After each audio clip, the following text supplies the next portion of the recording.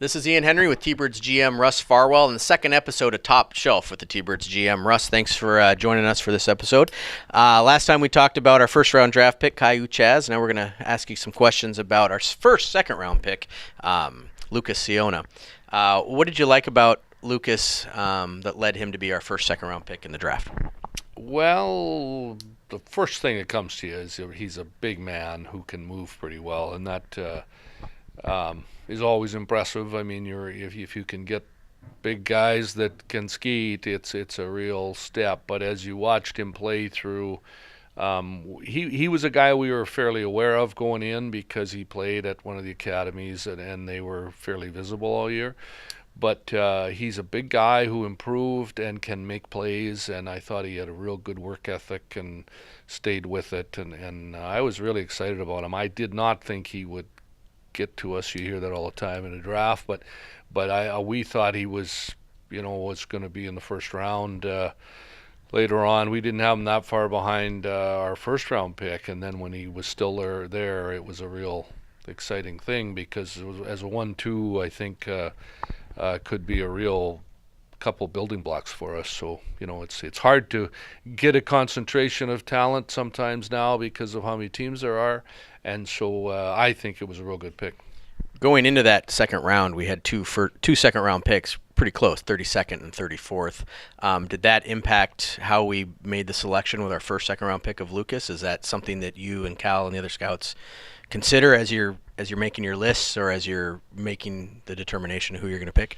Well, a little bit, I guess. This was the way we had them ranked, so that's always a good way to follow your list. But the other thing was this kid was from Edmonton. The gut team in between us in that round was Vancouver, and so we thought this was the best way. The other guy was from Winnipeg, so it's a long ways from Vancouver. So you maybe have a little more chance. So that's kind of was part of it. But no, on his own merits, that's where we had him ranked, so we had to go with that. You obviously saw him play at the Alberta Cup. What did you like from his performance at the Alberta Cup? I just think he's got a chance to be a real good player. I think he could be a pro, this guy. He's a big guy who moves, and I see lots of upside in his game. I saw him make some plays from being from awareness and good hockey plays. I also saw him make some plays out of effort and second effort, and that is always impressive. And if you can keep progressing, and he's already got that head start because he's got size. So all those things together makes him a very impressive package. You mentioned that you've obviously watched him over the course of his Bantam season, or scouts have watched him, or Cal has watched him. What does that watching consist of over the course of a season? How many times do you think that someone on our staff would see him at a game or a tournament, and what does that involve with the whole process of one player over the course of a year? Well, boy, the way the players are concentrated now with the sports schools and us going to a two-man system between Cal and Mark, and they play those showcase weekends. We probably saw them 25 times. So, there's a lot.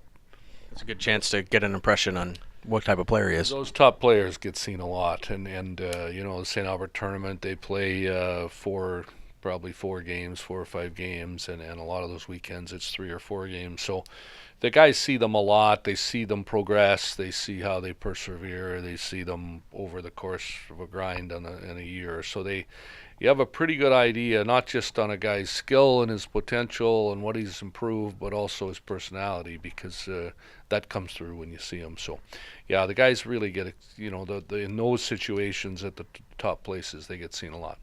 What type of player does he remind you of on the T-Birds from a previous player or in the history of the team?